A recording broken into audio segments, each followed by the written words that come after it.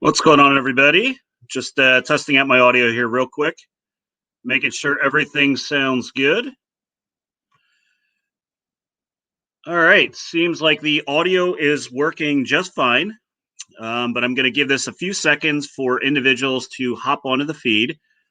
We see people coming in now. So as you jump into the feed, go ahead and do me a favor and just drop a simple hello so I can kind of get some names of individuals who may be on. Pete, good evening. Glad to have you back on the program. But as you're coming on, just drop a line saying hello, and welcoming everybody that's jumping on now to this week's edition of Wisdom Wednesday. And I think I have a pretty good broadcast here for you tonight. Hello, Eric. How we doing? Jacob, good evening. Chris, nice to see you. Dennis Bloomquist, Rocky Anderson, what's up, my friend? I'll try my best to keep up with all of these, but again, I think I have a really, really good broadcast here for tonight because we're going to use some real life scenarios and some feedback and stuff to kind of tie in some stuff we talk about on the Wisdom Wednesday sections, and that, pretty much to tie together that everybody's human as well. So Dennis, Rocky Anderson, Mark Walters, Daryl, glad you're on. Hey, Jake, glad to have you on the program. Glad you're liking that kinetic you drilled up. Justin, my friend, hope you're doing well. Hopefully that back is doing a little better. Brandon Hinder, Mr. Cabrera, what's going on, my man? Corey Kaler doing good. Carrie's doing well. She's bowling league tonight. Christine, glad to have you back. Barry McKinley, it's been a little while, buddy, since we've seen you down from the Allentown area, but I'm doing well. Hopefully you are as well. Paul Moore, tuning in as you bowl. No bowling for me tonight. Drilling a lot of bowling balls before I rushed home. Logan Chappell, it's been a while since I saw you, roughly 4.5 hours. Logan was just up today, getting in some work on the lanes with me, so looking pretty good there. Aaron, glad to have you on. Tom Motilla, you're having a rubber match there. Good. We got a lot of people jumping on the program here. And again, I think this is going to be one that hopefully everybody pretty much enjoys, but I kind of put out what could be viewed as kind of cryptic, and people may have looked at it and said, what is he talking about? What is quicksand, right? And I'm going to explain a little bit about what quicksand is to me, and kind of a term that I've used for a long time, and of course the great Shane Falco used it as well. If you're familiar with the movie The Replacements, which is quite hilarious. Ben Ryan, thanks for stopping by. But quicksand, what am I talking about there? And to give a little insight, I thought it'd be a good way to show that no matter how much knowledge you have for the game, no matter how much you share with others, you need to take a step back sometime and self-evaluate yourself as well. And I did just that on Monday morning after I got back from a weekend bowling regional in Buffalo, New York. And I thought it'd be a really good segment to get on here and kind of talk through and show everybody that everything that I kind of explain on here, I try to educate. Some could call it preaching, whatever you want to call it. I essentially go through all the same feelings and the thought process and the roadblocks and everything else that everybody goes through. Right? We're all human. All right. We all have different ways of dealing with things. So I thought it'd be awesome. Let's do some quicksand. So let me give you a little feedback on the weekend and kind of where I was going with this and why I wanted to do this segment. So we traveled to Buffalo, New York this weekend as there was return to regional action. We were at Airport Lanes in Buffalo, New York. So for us, it's a good 5.5 hour trip. And we left Friday morning. Myself and a good friend of mine, Terry Mize, decided to make the trip up. We went up the morning to catch the practice session at the PBA Regional. And, we drive up to 6 hours. We make really good time. We get checked in the hotel, get some lunch, and we're going to go over and we're going to hit the practice session from 2 to 4. So we get to the practice session, get into the building, get settled in. There's, a lot of people, they're practicing, and it's in a really unique facility. If you've ever been to Airport Lanes, it's it's either 64 or 66 lanes, somewhere along those lines. But essentially they have like 6 bays in the building. So there's wall partitions. So it's kind of unique. It's like it almost feels like you're bowling in 6 different bowling centers. So we go through the practice session and we're throwing shots. And to make it as easy as possible for me to explain, they felt relatively what I would describe as soft. So the pattern didn't seem overly hard. There was a lot of friction.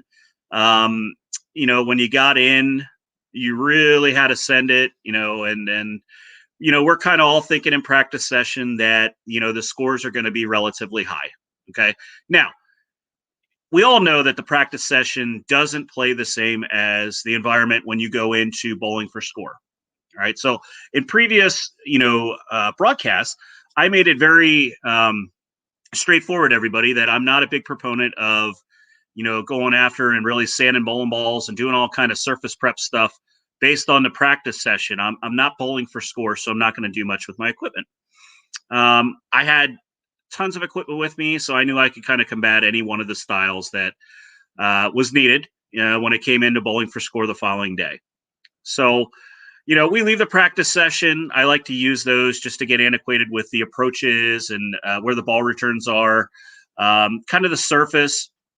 And I will tell you that one thing out of the practice session that I extracted may have been the start to me being what I would refer to as a little distracted or focusing in on some of the wrong things. So during the practice session, I quickly noticed on a lot of the pairs, when I would throw a bowling ball into the front of the lane, I lay it pretty, I don't want to say I lay it short, but, I get it in the lane pretty good.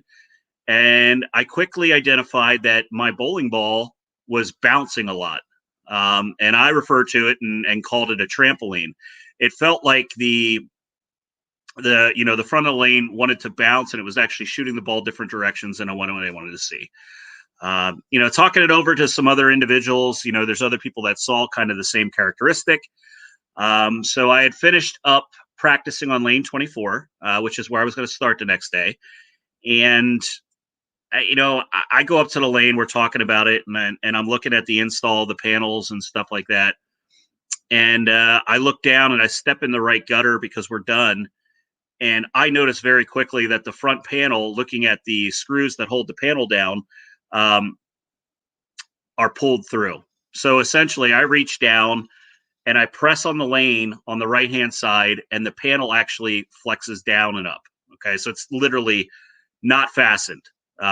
So I quickly went over to a couple other lanes, and I'm pushing on things. And to make a long story short, a lot of these panels in the front of the building are shifting. So it explains why the bowling ball is bouncing. As the ball is hitting, it's compressing the lane surface, which isn't physically attached.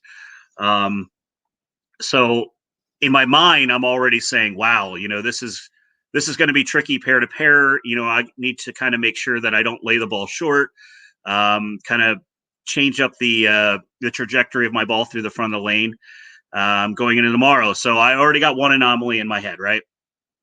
And so we go, we have dinner, do all that, meet up with Carrie, had a great night, whatever. And we're bowling second squad the next day.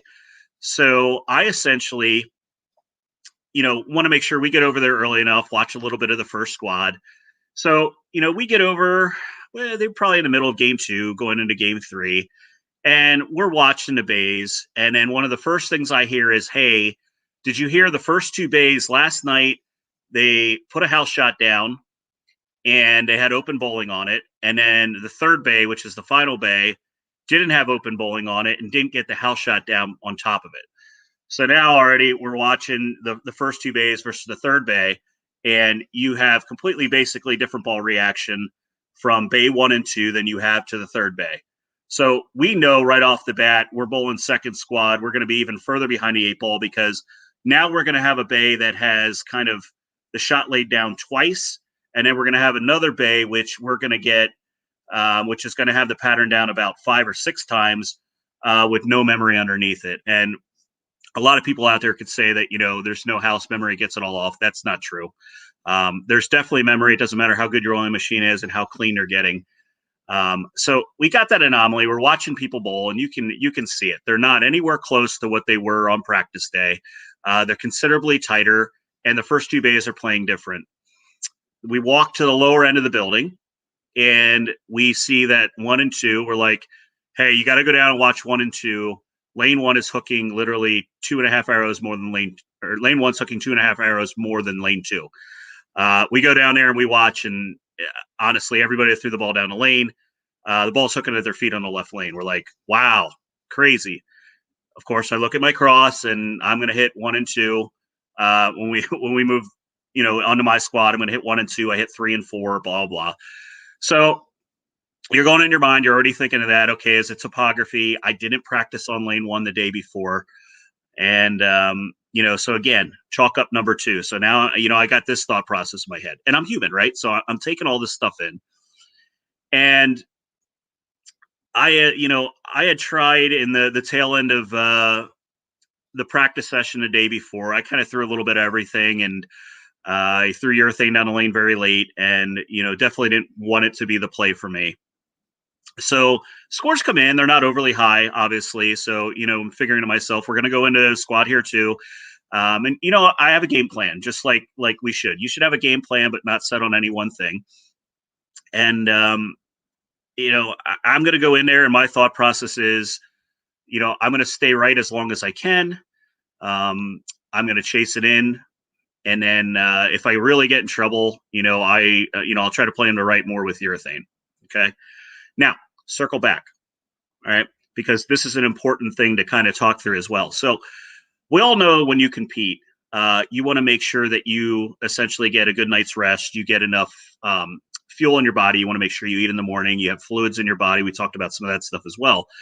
Well, me rushing out of the house on Friday morning, I did something I haven't done in a very long time, and I left my house and left my CPAP at home. I have sleep apnea. I've had it for a very long time, and I am one of those individuals who, when I do not wear it, I am not going to sleep. So, fast forward, you go into Friday night and a Saturday morning, I get very little sleep.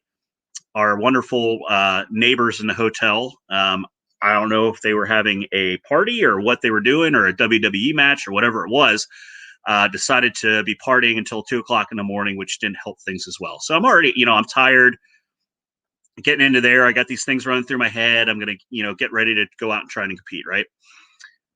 Well, I get to my starting pair, and I did realize that one of the 3 guys in my pair was a 2-handed player. And again, I'm not going to go down a rabbit hole here, and I'm not bashing 2-handers. So we can get that out of the way right off the bat. So I get to the pair and find out I have a 2-hander, and we start practice session. And I quickly see that the 2-hander is essentially he's going to slow hook urethane. So he's definitely left of me with his feet, and he's going around the lane with urethane right on the fresh. And again, then I looked, and then our other crossing partner was actually a no thumb player. So just 2 fingers, and threw a little bit of resin down the lane, and then also got onto a urethane piece as well. And we're kind of hooking it. All right. So I see this, and I take it for a grain of salt. And I essentially say, okay, well, I'm going to stick to my game plan. I'm going to try to stay to the right. And I had pulled out a Zenith with a 2-inch pin to kind of try to trap it a little bit. And we're bowling. My look in practice is pretty good. Not bad at all. I actually start out game 1.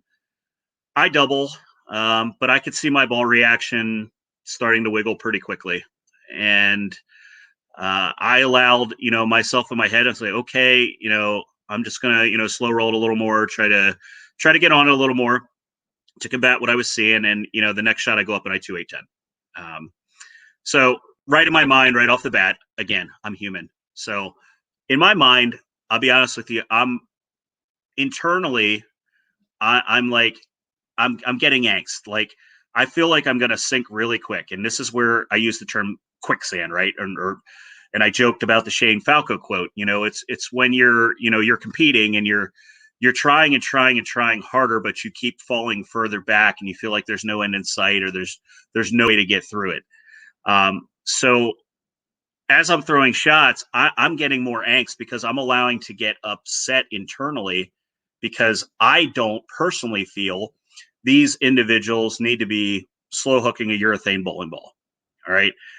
based on the pattern length, based on what we see, and not to mention the fact that they are considerably tighter than the day before. All right. So where am I going with this? Right. So it's not that these individuals did anything wrong. Okay. They're bowling for score. They're going to try and bowl the best that they can with what they feel is the best way to attack the lane. So I'm never going to have any be like visibly upset or telling them anything along those lines. But essentially, how can I get mad? I mean, the guy that won the tournament is one of my great friends, Dave Wadka, and he slow hooked a purple hammer the entire tournament and ran away with it, right? He went 11-1 in match play. It was the move, okay? It was the move, and it was probably right. So, but I didn't myself. You know, the person that sits here and tries to educate and tries to lift people up and get them to see the mental side of the game, I myself fell into the trap of feeling like I was doing things correctly and letting the white noise in the background affect what I was going to do. Okay. Because I started making some poor shots, and then I sank further and further, and I had more angst because I want to throw what I want to throw instead of the move being to get with it and probably get on the urethane with them. Okay. So I didn't sleep well. I'm tired. There's a bunch of anomalies that are coming at me, not thinking much about that.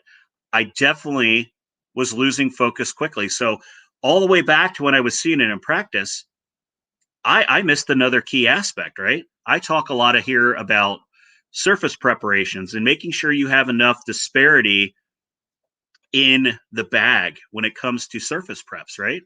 So when I'm going through my bag, I'm like, okay, well, I got to make some changes, you know. So I'm going through balls and doing what I think is right. And you know, I had buddies of mine, Pelusic popped in, and Fury and Mike Zangi and stuff. You know, they had bowled the first squad, and we're talking through things. And you know, I got a bunch of balls down at the lane, and we're all quickly looking down at my bags, going, "Man, I don't have enough surface on half of the stuff in my bag." So I allowed all that white noise and that background stuff, where my focus wasn't where it needed to be. I skipped the step of having enough of my bag prepared properly to combat it. So here I am, you know, I got, I don't know, 18 balls or something with me at the tournament between the car and what's inside. And I literally felt like I didn't have the right balls because I myself did not properly focus and prepare my surfaces, my bowling balls correctly. Okay. So that was my fault. Um, so I'm bowling the block, right? We're moving around. And when I say quicksand, I bowl the first game, I bowl 2-0. Okay. Grinded it out. And I get to the next pair. The guys are continuing to slow hook the urethane. And, you know, I'm going through balls, kind of got on a GB4 and some other things. And I can hit the pocket, but I can't I can't make the ball shape the way it needed to shape. And it made me feel like I had to get left like I was doing the day before. Right. And that was definitely not the move at that time, right? One, it was too early. I was trying to do something that hadn't take shape yet. And two, the amount, I wasn't paying close enough attention to the amount of urethane that was going down the lane that I was following. Now, I didn't hit it the second game. Those guys didn't really use urethane, but I definitely hit it on every pair after that. So I didn't do my homework. I didn't focus on looking ahead.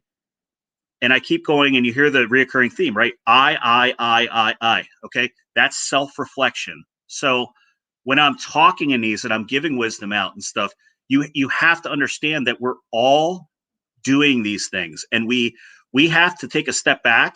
And for me, when it was time for the reflection time, I had to own up to allowing all the anomalies and the white noise and everything else that was happening affected me performing to my potential. All right. Because let me tell you, when I hit the quicksand and I start thinking about these other things, my mental focus was down. My spare shooting was not good. Um, and as I missed the spare, which I say is unacceptable, the angst comes in, right? And then you miss another spare, and then you're not going to see me physically boil. I'm not gonna blow up on the lanes. I'm not that person. Okay. I'm gonna bottle it up, and I may, you know, show a little frustration to somebody in the background if I'm talking, you know, through something. But again, like, Joe, those guys in the back, that were talking through things, and I'm just kind of like, they could tell I was indifferent. I mean, they could have told me I threw it perfect, and I would have told them they're crazy at that point. We all have to understand that we're human beings, and how we essentially need to continue to train ourselves. And maybe why I came up with the shirt designs and the stuff I talked about is that we got to be better than we were yesterday. And I wasn't good on the weekend, and I need to be better and remind myself of the teaching that I display and I give to everybody, because they're so important. When you allow those to come in play, you're not going to perform to your potential. So Joe just asked the question on here. He goes, was 1 and 2 the same in squad 2?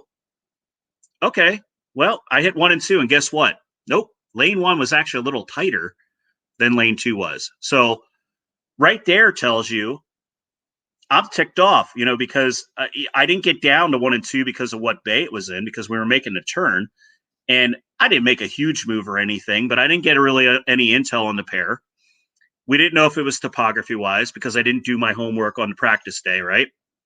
And then on top of it, it just confirms I'm fuming even more. And why am I fuming more? Because now I'm mad, because I think that the house or whoever did the lanes didn't take the time to properly strip the lanes right in the morning, and maybe they did it in the afternoon. And there's so many ways it can happen if they don't burn the right pairs. And if I watch them burn lane 1, which is in play, when 15 and 16 is out of play, why didn't they double burn that pair? Again, I'm a human being. I literally wasn't my best, right? I wasn't myself. And I go back and I said, man, I really think I need to share this with, clients and individuals that are on the broadcast, so they understand that it's not like any player of whatever skill set they're at. We all go through those same things, and we have to learn from every shortcoming that we have. I mean, 2 weeks ago, I was elated because I finally felt like, hey, I won in my mind, a really, really tough tournament, threw the ball fantastic.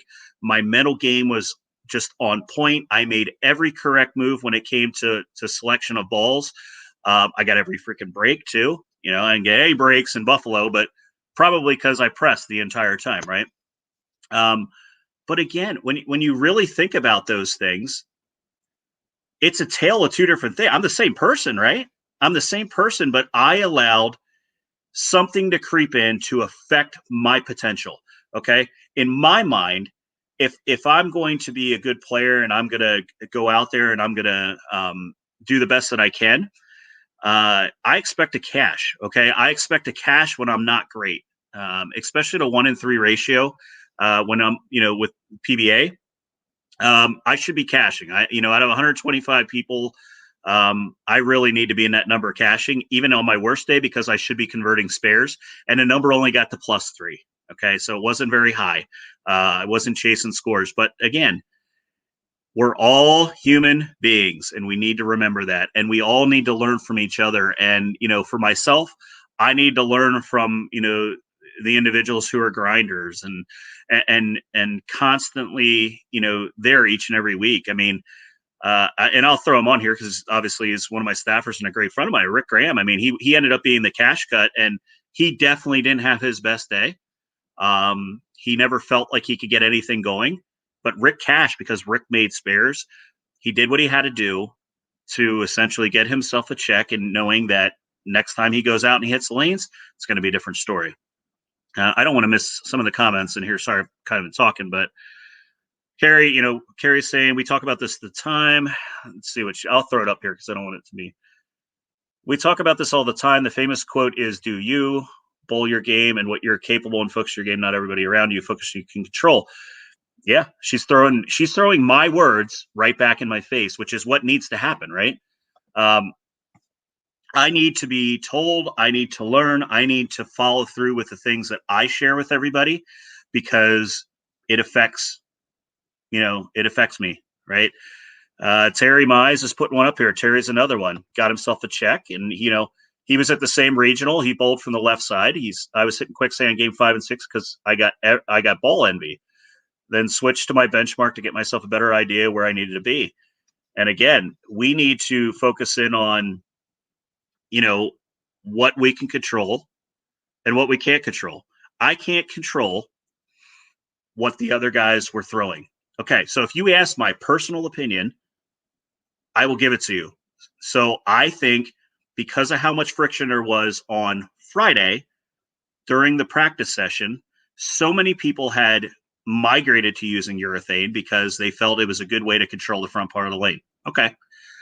There was, in my mind, you didn't need to throw it on Saturday, especially squad two. It wasn't needed. There was plenty of hold. And if we would have all kind of started on, with pieces to the right and broke the lanes down the way they should be, we could have made them pretty easy. And I saw some of that, to be honest with you. Again, God bless Wadka. He bowled freaking amazing, especially on Sunday. But Dave is extremely good at really slow hooking urethane. I mean, he can get in and he can just, get around the lane and make that bowling ball do kind of amazing things. But I watched a little bit of Sunday's performance, and if I was there bowling match play, I probably would have felt pretty similar because if it would have been broken down to the right a little more, I think they could have made them pretty easy and made the transitions much simpler to actually get left and just go at it a little more.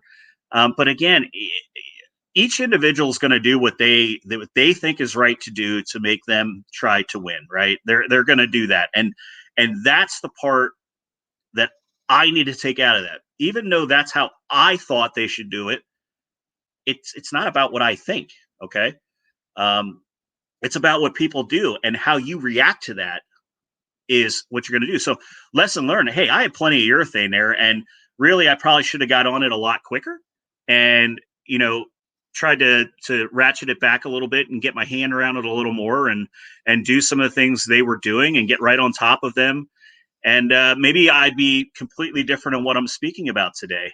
But I wanted to share it with you that's how quicksand happens, right? I did literally everything wrong that I preach not to do. Okay. Because I'm human, because I am always learning, and I'm always going to try to be better than I was the day before. And Mr. Pelusic, yes, there was action after B Squad. If you like for me to display it after B Squad, you made them look pretty easy, which they were not. And I'm sure that guy is probably sober by now and may remember now that he got took 3 games by a guy that he didn't even know who you were. So I don't think he knew that you ever made a master show or anything along those lines. But again, quicksand, right? It happens to everybody. But the one thing that I'm going to extract from it, and hopefully you're getting my message of what I'm saying is that even if we allow ourselves to fail and regress back to things we know better than doing, the good thing is that we have an opportunity to change what we do, from the days to follow. I can sit here and I can critique myself and say to everybody out there that I was not good, right? I was not good over the weekend. I did not perform well. I did not have a good mental aspect. Physically, I didn't feel like myself. But again, I'm going to control what I do the next time I go out and compete.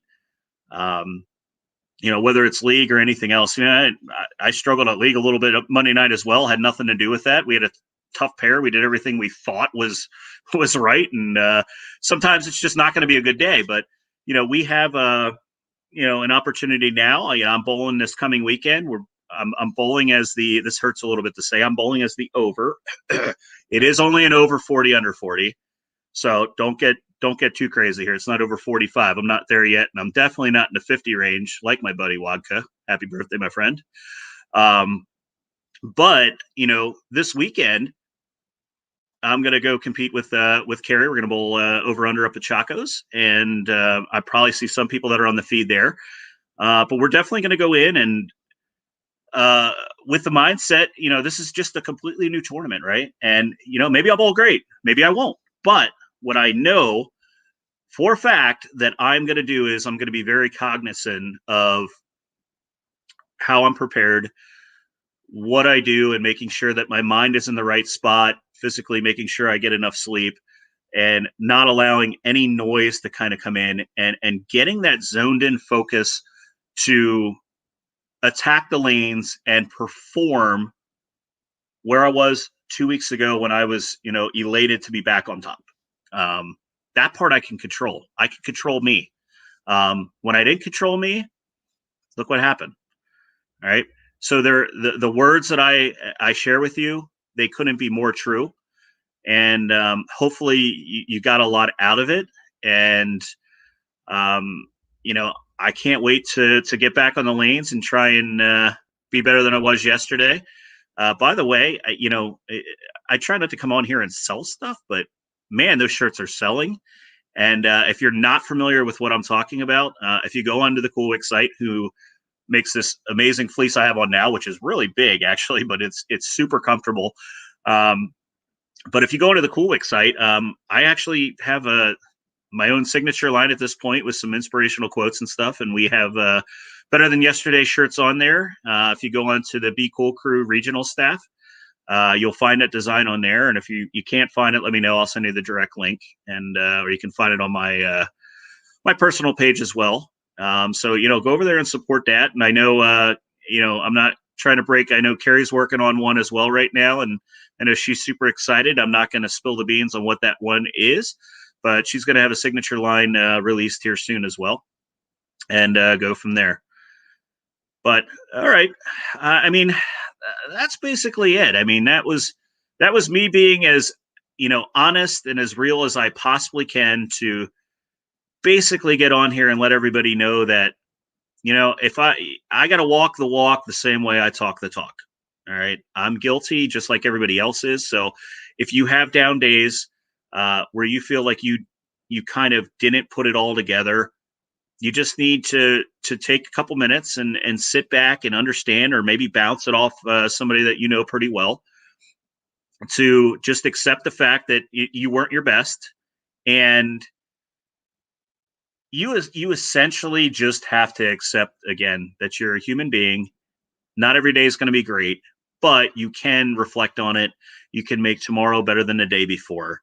And if you focus in on those things and you get rid of the noise and you just focus on what you can control, I guarantee you're going to have much better outcomes. And it'll get you right back into the winner's circle, or at least consistently putting yourself in a position where you can win. So again, hopefully you enjoyed the segment. Real quick, if anybody has maybe any questions out there, anything they want to add, feel free to throw it in now. Otherwise, it'll kind of be the end of the session tonight. I apologize. We did not do any talk about it segment last night. Maybe I should have did it and just said, hey, this is I had COVID vaccine number 2 yesterday. Wasn't feeling the greatest after I had it.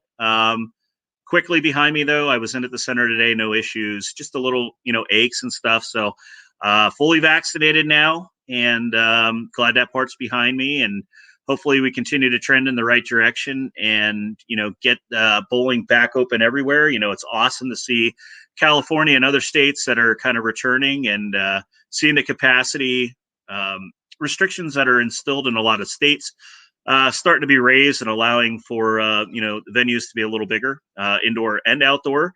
And not to mention the fact that, kind of trying to get this pandemic behind us a little bit.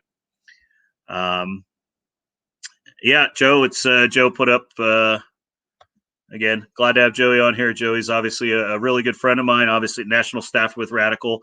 We all talk about these things. We're all friends. We're all honest with each other, and honest assessment. It's the best policy, and it's Abe. And I think Joe would be the first to tell you that, when I don't bowl good, one, he knows he could tell me, but two, he would back me up and say, I will flat out say I sucked. I sucked today. It was me. You're not going to hear me say it was ball. You're never going to hear me say I didn't have ball motion, right? Because I got freaking anything I could ever want at my fingertips, and our bowling balls are freaking incredible. So, but it is the best policy. I mean, if you lie to yourself about a performance or what you could have done better, you're not getting anywhere. You're not teaching yourself. You're not learning. It's crazy. Yeah, sports definitely humbling, Christine. You got to accept it, right? You have to take the good with the bad, and that can't be more true. And don't allow the quicksand to creep up. I mean, you're just going to sink deeper and deeper, and you could fight like crazy and feel like you're trying to get somewhere, but it's just not going to happen. Justin, what do we got here? A couple comments coming through. We'll throw them up here. Even watching as a coach, I saw mental changes in Julie and Mike bowling. I let them know what I see, and I value their decision to make a change and move because they were bowling and I wasn't. Right. It's we can all help each other, right? The whole intention of talking through this is, and I'm obviously not the only person that talks about the mental aspect and physical things in the game as well. I mean, there's a lot of very smart people, including the individuals, each and every one of you that are on this feed listening or participating, that brings something to the table that we can all learn from. So, every one of us has a background or something we can bring to the table to make, another person better than they were, or understanding something maybe even a little differently. So, as long as you're continuously learning and adapting and trying to be better than yesterday, it's the whole battle, and it's what makes this such an awesome sport and a way of life if you really think about it. But all right, I think we're pretty much at the end of our feed for tonight. So there won't be any Throw It Thursday segments. Maybe we'll try to do something a little special over the weekend. I will tell you, next week I'm going to be doing a little traveling. We're going to have a little bit of a break at the center. We're going to take a little break for Easter week / Easter weekend and enjoy a little downtime.